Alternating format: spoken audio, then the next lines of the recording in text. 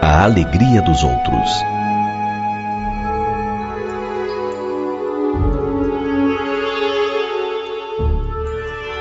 Um jovem muito inteligente, certa feita, se aproximou de Chico Xavier e indagou-lhe: Chico, eu quero que você formule uma pergunta a Emmanuel, pois eu necessito muito de orientação. Eu sinto um vazio enorme dentro do meu coração. O que me falta, meu amigo? Eu tenho uma profissão que me garante altos rendimentos, uma casa muito confortável, uma família ajustada, o trabalho na doutrina espírita como médium, mas sinto que ainda falta alguma coisa. O que me falta, Chico? O médium, olhando-o profundamente, ouviu a voz de Emmanuel que lhe respondeu: Fale a ele, Chico, que o que lhe falta é a alegria dos outros. Ele vive sufocado com muitas coisas materiais. É necessário repartir, distribuir para o próximo. A alegria de repartir com os outros tem um poder superior que proporciona a alegria de volta àquele que a distribui. É isto que está lhe fazendo falta, meu filho, a alegria dos outros.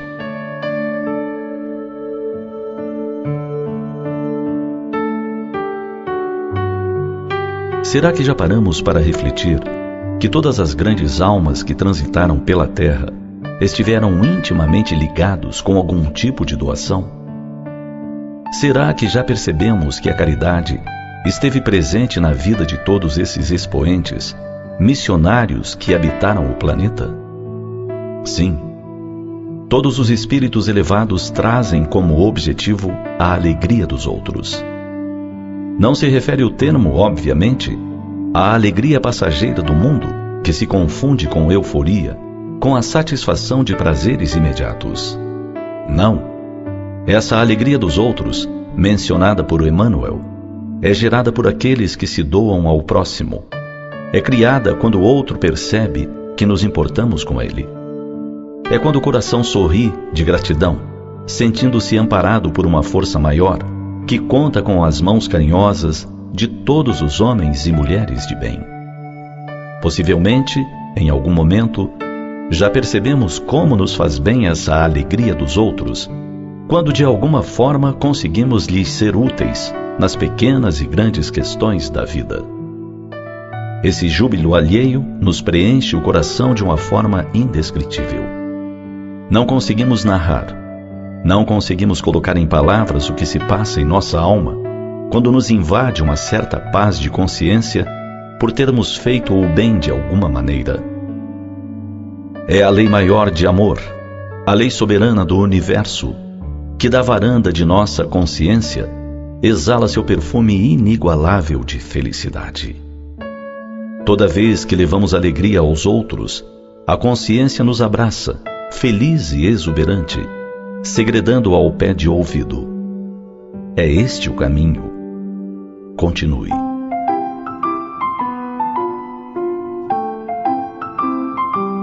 Sejamos nós os que carreguemos sempre o amor nas mãos, distribuindo-o pelo caminho, como quem semeia as árvores, que nos farão sombra nos dias difíceis e escaldantes. Sejamos nós os que carreguemos o amor nos olhos, desejando o bem a todos que passam por nós, purificando a atmosfera tão pesada dos dias de violência atuais. E lembremos, a alegria dos outros construirá a nossa felicidade.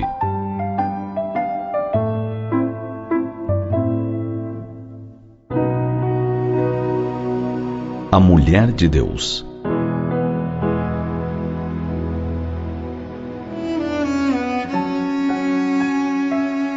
Num frio de dezembro no hemisfério norte, alguns anos atrás, um rapazinho de cerca de 10 anos, descalço, estava em pé em frente a uma loja de sapatos. Ele olhava a vitrina atentamente e tremia de frio. Uma senhora se aproximou do rapaz e disse: "Você está com um pensamento tão profundo olhando esta vitrina." "Eu estava pedindo a Deus para me dar um par de sapatos", respondeu o garoto. A senhora tomou-o pela mão imediatamente, entrou na loja e pediu ao atendente para dar meia dúzia de pares de meias para o menino. Ela também perguntou se poderia conseguir-lhe uma bacia com água e uma toalha.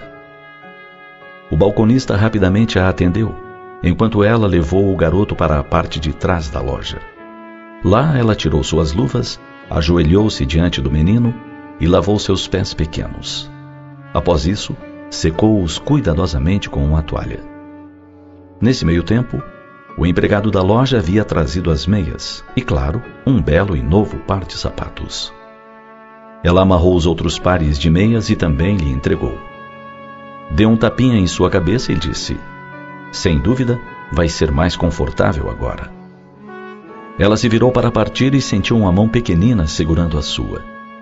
O garoto estava com lágrimas nos olhos e, emocionado, perguntou: "Você é a mulher de Deus?"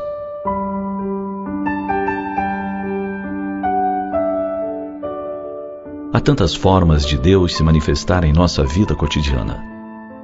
Alguns ainda veem Deus nas forças da natureza apenas, ou nos grandes acontecimentos da vida. Deus, porém, está em tudo e em todos. Ele age incessantemente através de nós, e muitas vezes também apesar de nós. Deus conta com nosso coração enternecido para estender a mão aos seus filhos desamparados. É como o pai que conta com os filhos maiores para cuidar dos menores. O Criador, em sua bondade infinita, conta com as mãos generosas de todos aqueles que praticam o bem para instaurar na terra, pouco a pouco, a paz permanente.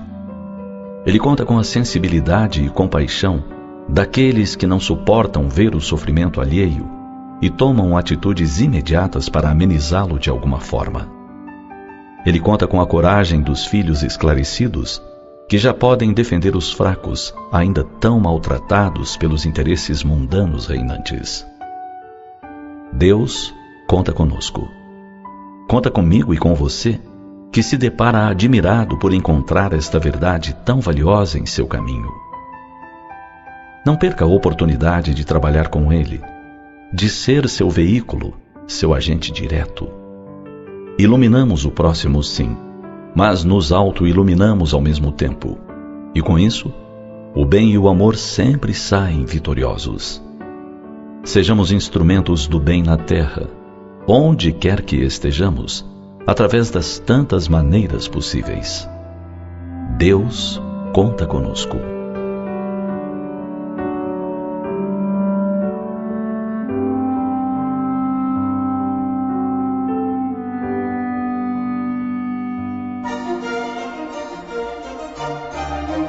Ante os testemunhos.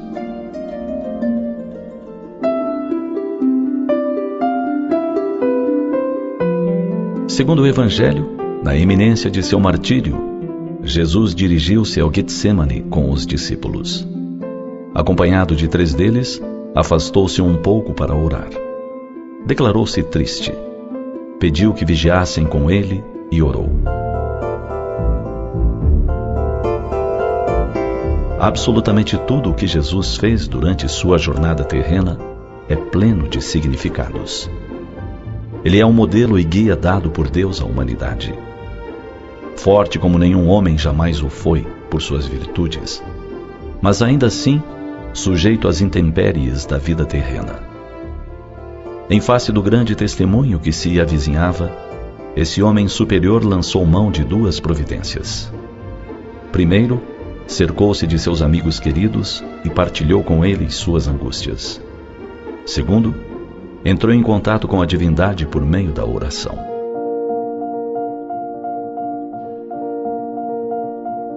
No mundo, o homem está sempre às voltas com testemunhos.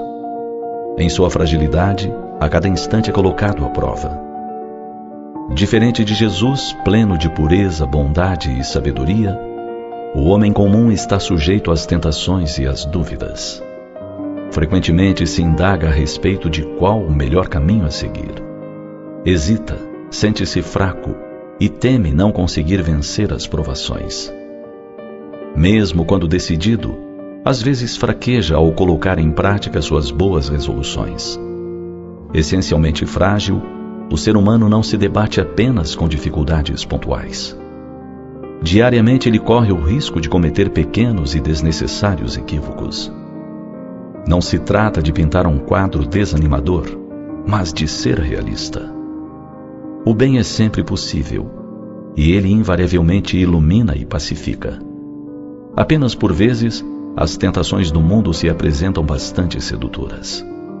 Nesse contexto, convém recordar o sábio exemplo de Jesus. Em sua grandeza, ele não abdicou de 2 sublimes recursos: a oração e a amizade. A oração coloca o homem em ligação com o divino. Faculta que ele receba salutares inspirações e se fortifique. O hábito de orar constitui um eficiente antídoto contra as loucuras do mundo. Mas nessa busca do alto, importa não esquecer os companheiros de jornada. As amizades sinceras aquecem o coração e reduzem as carências e fragilidades. É importante aprender a partilhar as próprias dificuldades e sonhos com algumas pessoas de confiança. Esse processo de narrar os conflitos íntimos a Deus e ao próximo faculta o autoconhecimento. Se algo parecer muito vergonhoso para ser partilhado com um amigo querido, é porque jamais deve ser colocado em prática.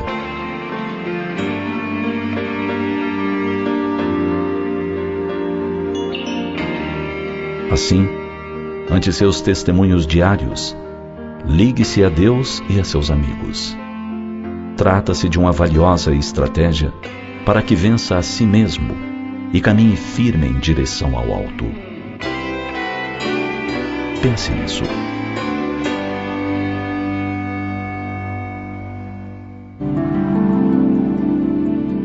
Crescer.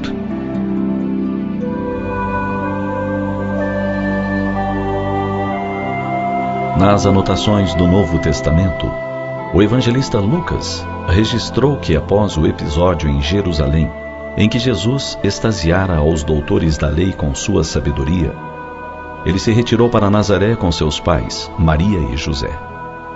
Em seguida ele escreve: E Jesus crescia em sabedoria, idade e graça diante de Deus e dos homens.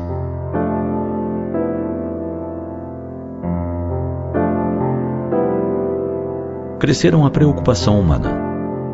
Quando uma criança nasce, logo os pais passam a se preocupar com seu saudável desenvolvimento. Esmeram-se em dietas alimentares, procurando balancear proteínas, vitaminas e sais minerais, de forma que nada falte ao pimpolho.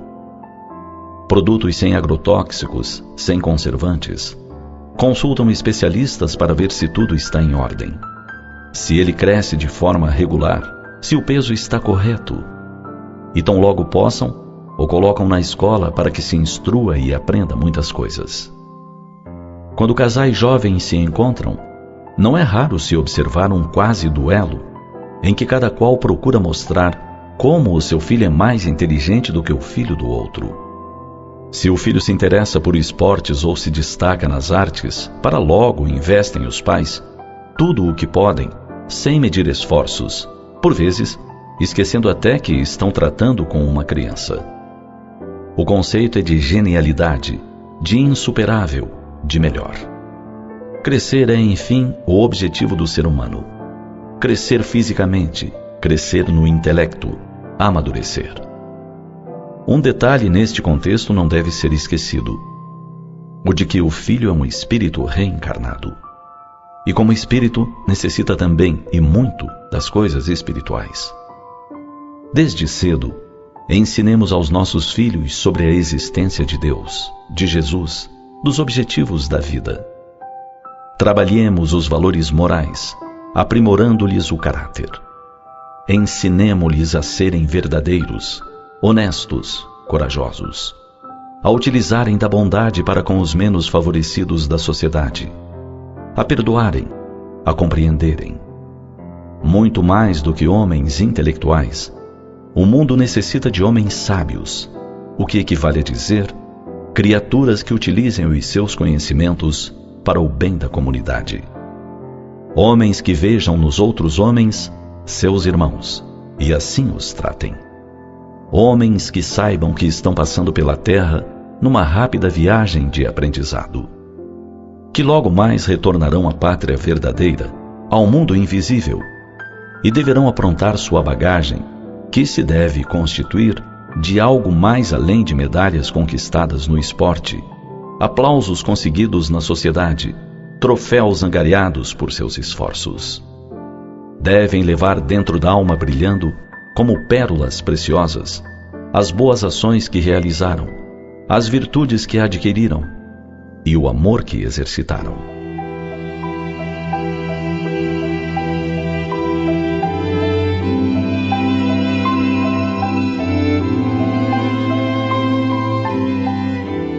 A alma humana pode ser comparada a um solo a ser cultivado. Como agricultores atenciosos, cabe-nos zelar pela produtividade do jardim e do pomar das almas dos nossos filhos. Preparar a terra do coração, revolver os canteiros da mente, semear as boas sementes, é nosso dever. Florescer, perfumar e frutificar, é a parte que compete aos espíritos que nos são confiados como filhos.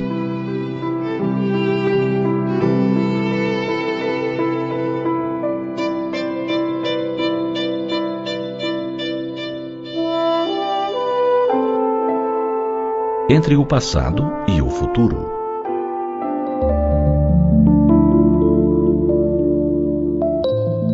A pluralidade das existências constitui um dos postulados básicos do Espiritismo. Trata-se de um enunciado segundo o qual o Espírito anima incontáveis corpos em sua jornada rumo à angelitude. Essas existências físicas se entrelaçam e sucedem conforme o comportamento do Espírito. Elas podem ser em número menor, desde que bem aproveitadas. Já o espírito rebelde necessita repetir várias vezes as mesmas experiências até fazer bem a lição. Como as encarnações não são desconectadas umas das outras, sempre sobra algo do ontem no hoje. É comum as pessoas se indagarem a respeito do que foram. Como a justiça vigora no universo, cada qual se constrói a si próprio, feliz ou desgraçado. Com base nesse raciocínio, muitas vezes se afirma a respeito de pessoas enfermas ou portadoras de graves problemas que muito erraram. Ocorre que a realidade não é tão simples. A espiritualidade superior ensina que a Terra é um mundo de provas e expiações. Ela funciona na qualidade de reformatório e de escola, na qual se aprimoram seres ainda carentes de sublimação. Expiações constituem experiências dolorosas, frutos de erros do passado. Elas se destinam a desgostar o espírito do vício que o acomete, a fim de que o abandone. Já as provas são para aferir os valores amealhados pelo ser, sua força e firmeza no bem. O espírito teoriza sobre determinada virtude, compreende-a e finalmente se decide a vivê-la por entre as dificuldades e tentações inerentes à vida terrena.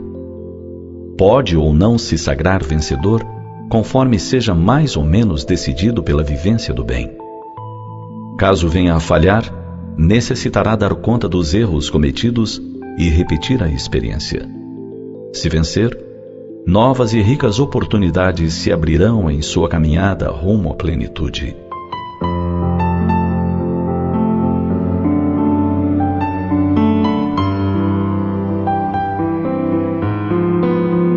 Bem se vê que os dramas e os suores da vida não se relacionam sempre com o ontem. Podem ser resultado de equívocos a reclamar corrigenda.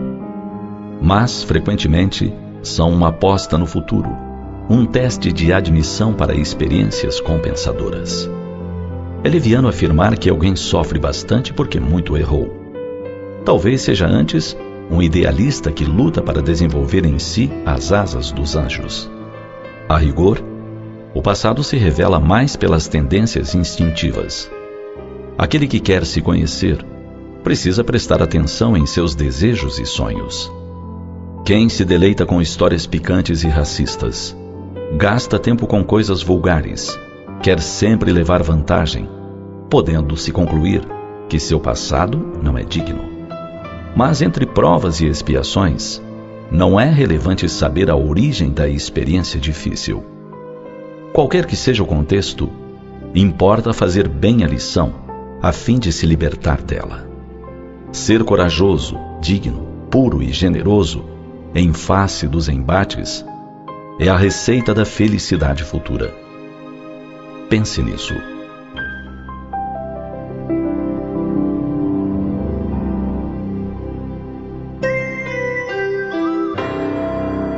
Imortalidade em versos.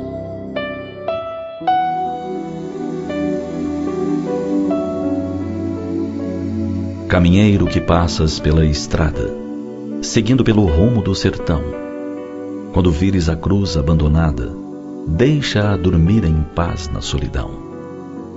É de um escravo humilde sepultura, foi-lhe a vida o gozar de insônia atroz. Deixa-o dormir no leito de verdura, que o Senhor dentre a selva lhe compôs. Quando à noite o silêncio habita as matas, a sepultura fala a sós com Deus. Prende-se a voz na boca das cascatas, e as asas de ouro aos astros lá nos céus. Caminheiro, do escravo desgraçado, o sono agora mesmo começou. Não lhe toques no leito de noivado, há pouco a liberdade o desposou.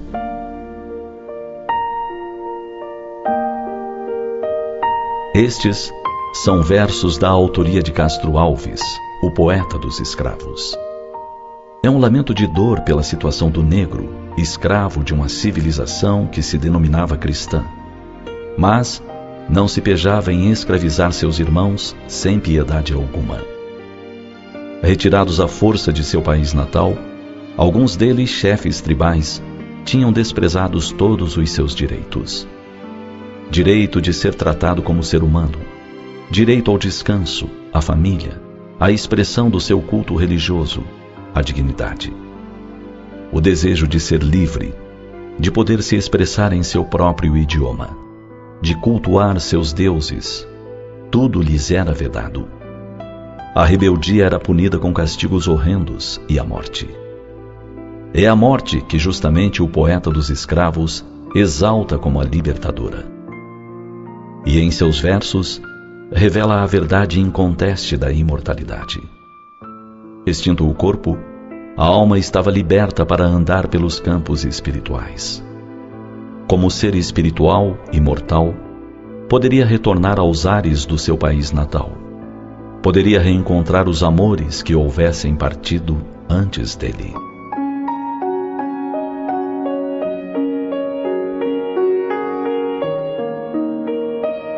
Embora muitos haja na Terra que ainda insistem em afirmar que nada existe para além da vida física, somos imortais.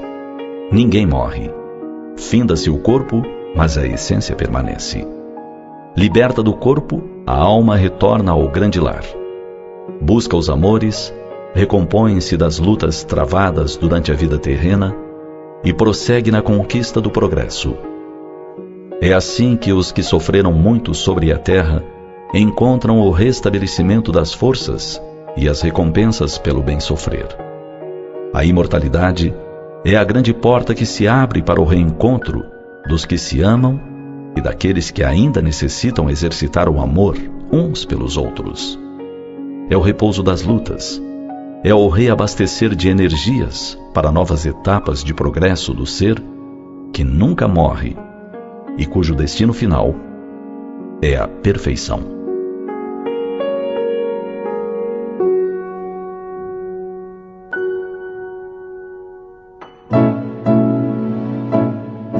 Incentivo.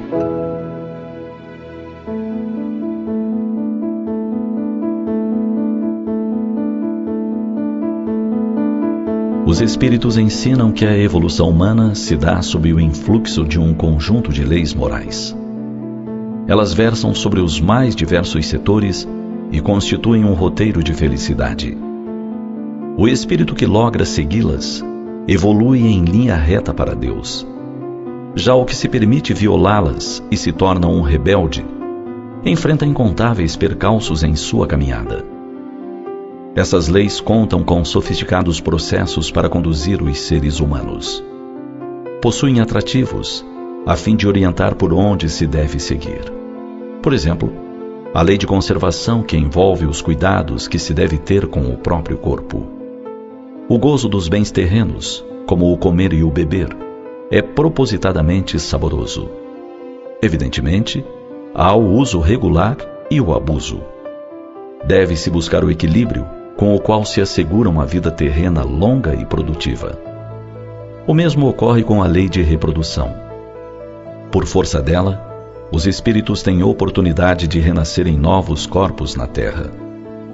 O magnetismo sexual e o prazer nele envolvido garantem que a procriação seja constante. Do mesmo modo, ocorre com a lei de sociedade. Os homens devem conviver a fim de aprenderem uns com os outros e se auxiliarem mutuamente.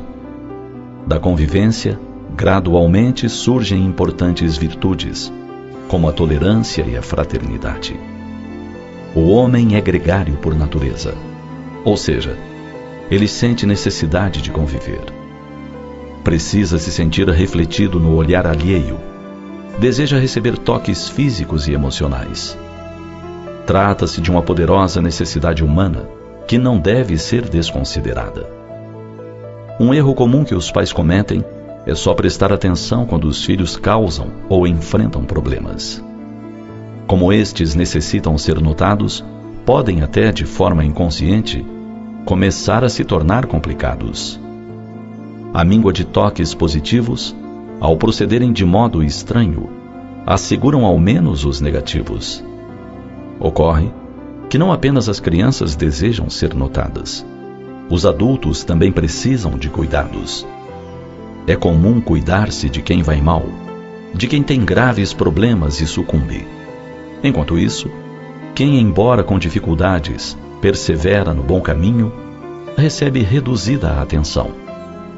Raros se lembram de elogiar o homem de vida reta. Quem trabalha, estuda e cuida dos seus deveres, torna-se um anônimo inconsiderado. Entretanto, todos necessitam de uma palavra de incentivo, de um gesto de apreciação.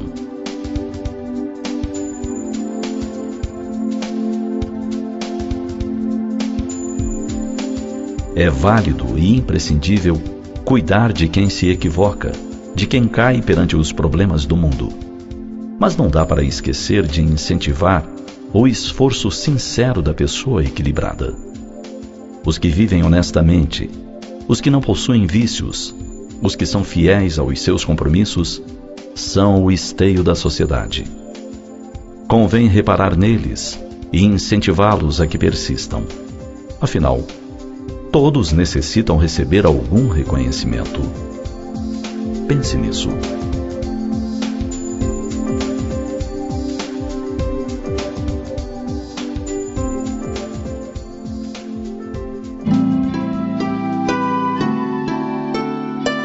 Neuroses modernas.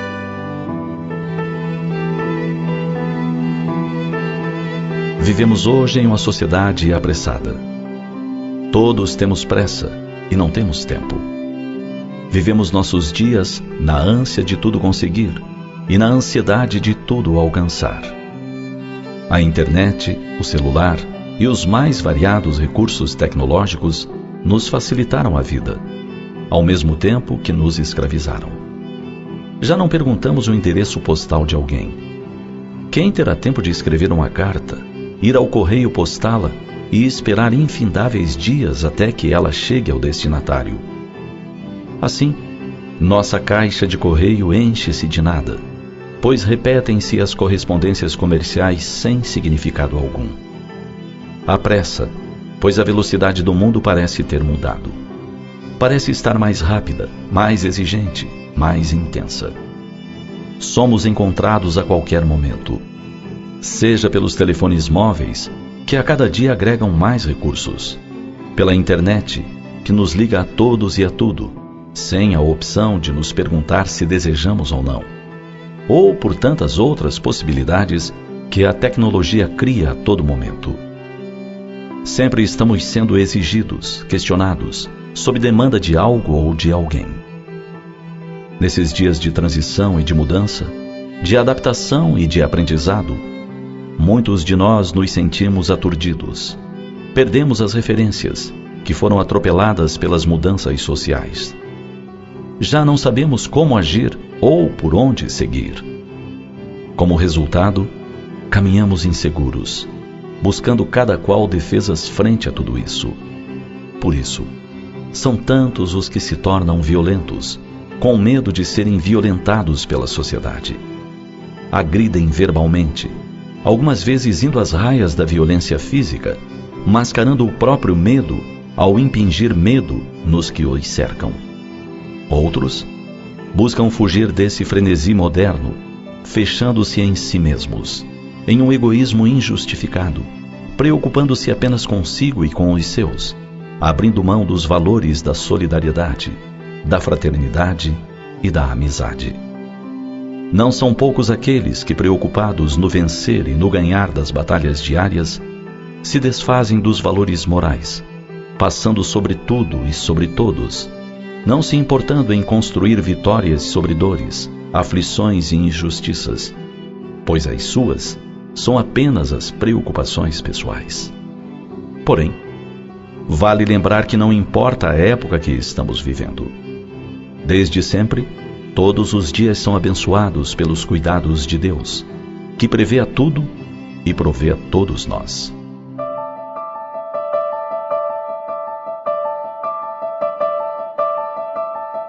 Não nos deixemos contaminar por essas neuroses modernas, onde a fé e a confiança em Deus, pouco trabalhadas na intimidade de cada um, são substituídas pelo medo e pelos mecanismos de fuga.